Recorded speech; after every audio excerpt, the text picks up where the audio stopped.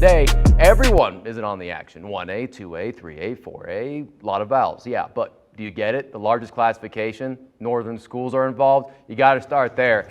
Oh, let's do it right now. Spanish Springs and Bishop Manogue. Which one would it be? Oh, here come the Miners, folks. No, really. Here they come. Off a Spanish Springs miss, pushing in transition, the baseball pass to Gianna Brunetti, and that's a quick 7-0 Manogue lead. Miners putting it on the Cougars right from the jump. Then the Cougs settle down just a bit and look to get the 3-ball to get it back in there. Oh, Aaliyah Vance does just that. The freshman wonder sticks it, and it's 17-9 Manogue, but here comes Anitawa Puloka doing it herself.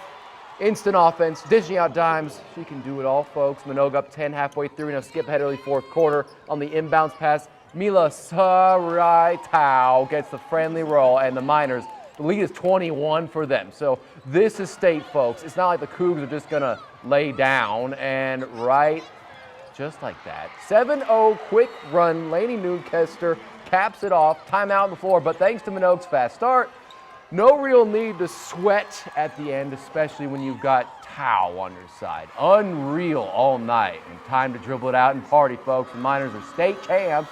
The first big class northern team to do it in the Gals division since Reno High in 2014. You know, we just wanted it more, and we talked about it a lot today in walkthrough, that we just want it more, and we got to come out there and take it. And so it was that mindset where we're going to come out here and we're going to take this game from you. We're not going to hang with you, we're going to take it. 12 years ago, I won it with the Reed girls, and we had to beat Reno High for 4 times. So I've been here before, so I knew what it was going to take to beat another great team 4 times. But this team's special. Like I said before, they work so hard defensively. We have the posts, we have the guards, we have the shooter. They're just a fun group of girls to coach. Finally, it's something I've been waiting for ever since I got a chance to step on the floor at state sophomore year. And we lost, I just knew I wanted it again, so it feels really good to finally accomplish that. How you doing? This is Nathaniel Swopes of Swope Center. Today I want to talk to you about Bishop Manogue Catholic High School coach Sara Schooper-Ramirez. She was recently fired from her job, and the video you just seen was a video of her winning a state championship of her school. Her school has not won a state championship since 2003. A school from her conference has not won a state title since 2014. And she was amazing in getting that done for her school. And that happened just in February, and then she was recently let go in March. I'm going to read your article from Yahoo Sports from Jim K. Titled, Fire High School Coach Says She Was Told to Watch How Much She Plays Brown Kids. A girls' high school basketball coach in Nevada who was recently fired said that she was warned before the season about brown kids on scholarship getting more playing time at the expense of white players. Bishop Manogue Catholic High School coach Sara Schooper-Ramirez was fired after a 26-1 season in which she said she played the best players, many of whom were minorities. Schooper-Ramirez, I believe it's Schooper-Ramirez said she believes she was fired for not following the directions. Schooper-Ramirez said that in a meeting with the school president, Matthew Shambury, athletic director Frank Lazaric in August. Shambury told her to watch the perception that minority students who attend the Reno private school on scholarships were getting more playing time. Schooper-Ramirez recorded the conversation. She provided a 30-second clip to the Reno Gazette-Journal with a man whom she said is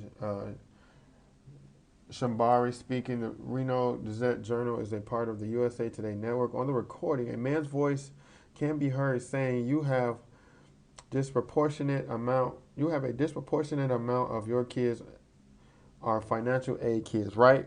And they are coming from public schools. And then you have these Catholic school kids. Probably your team and football are probably our 2 most diverse teams, the man says. And so that is going to create some issues with our parent community. The man on the recording continues, I think that we've got to be super intentional about not supporting or creating a narrative where it looks like, or we're we are paying to bring in those brown kids to come win us basketball games, and the white kids don't get to play. Bishop Manogue confirmed on Friday that Lazaric, the athletic director, recently resigned.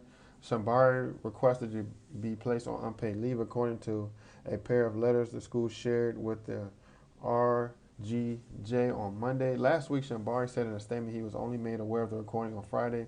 He said he has not heard of the recording, so cannot verify it. Nevertheless, I deeply regret any hurt these remarks, as they have been presented, may have caused, Shambari's statement said. The conversation in question, which was recorded without my knowledge or consent, was part of the broader discussion about athletics, the treatment of our student athletes, and the coaches' professionalism on and off the court. Unfortunately, the entirety of the constructive discussion was not fully captured, he said. Shambari said Schooper-Ramirez firing was solely based on what Bishop Manaw felt was in the best interest of our student athlete because her behaviors and actions for several reasons. Schooper-Ramirez had been Bishop Manaw's head coach since 2020, led the Miners to a Class 4A state championship in February. The team had a 26-1 overall record and a 16-0 league mark this past season. I played my best players this season, Schooper-Ramirez told the RGJ on Friday morning. I have not even researched who has scholarships. She said, I played the players that work hard and get the job done. She also said no athletes at Menard receive athletic scholarship, only academic ones. The Catholic school website said it has 770 students and 25% receive financial assistance. Tuition listed as being $15,000 for the 2024-25 school year. Now, this is unfortunate with her being such a winning coach and doing an amazing job for her program. But I've heard this a lot. A lot of parents will complain in some of these Catholic schools or some of these really nice public schools if things that like they have a booster club or if the parent is an alumni. They want their kids to play. They want to see their kids play, especially when they're donating money to the school or when they're donating money to the programs, and they feel like they should play. Now, it's unfortunate that they don't want the Brown kids to play. Here in Chicago, even though the coach didn't admit it, a lot of schools recruit public school kids or kids of minority descent to come and play athletics at these Catholic schools. And a lot of these kids that they recruit to come play are kids of minority descent, athletic, African American, Hispanic, and a lot of the kids who traditionally come to those Catholic schools to pay the fee are not usually African American or Hispanic. They're usually Caucasian. So these parents are paying all that money, and a lot of parents don't want to see a lot of these kids who are more athletically inclined than their kids play more than them on the sports teams, even though those kids are better, and they're upset because those kids are possibly going to that school for free when these schools are paying. And not only are these kids paying, but their parents are alumni, their parents went there, their grandparents went there, and so they feel like their parents should play more. So they complain to the athletic director, they will complain to the principal. But it's very unfortunate, because it's a two-headed monster here, because you have parents that will complain, or alumni will complain, or boosters that will complain because the sports teams aren't winning. The athletic director wants a winning program, and they want to do whatever it takes to win. At the same time, we're trying to appease and appeal to the boosters and to the community and to some of the parents that are sending their kids there. So how do you do both? Are you able to find kids who are athletically inclined to win that can pay the fee, but they have these scholarships in place to be able to recruit kids academically, and they use this academic money to recruit kids athletically? I just think it's unfortunate and it's unfair. If these girls are good enough to play and good enough to be in the school and able to keep their grades up, they should be able to play no matter if they're brown, Hispanic, white, or Asian. Congratulations to the coach for winning the championships. I'm sorry to see that she has been let go. The athletic director and the principal, I believe that they are wrong for doing what they did to her and telling that she cannot play these young African-American girls. We will see what happens with the African-American girls. Will they transfer? Will they stay? Will Schooper-Ramirez go to another school? We'll definitely keep you all updated on these reports.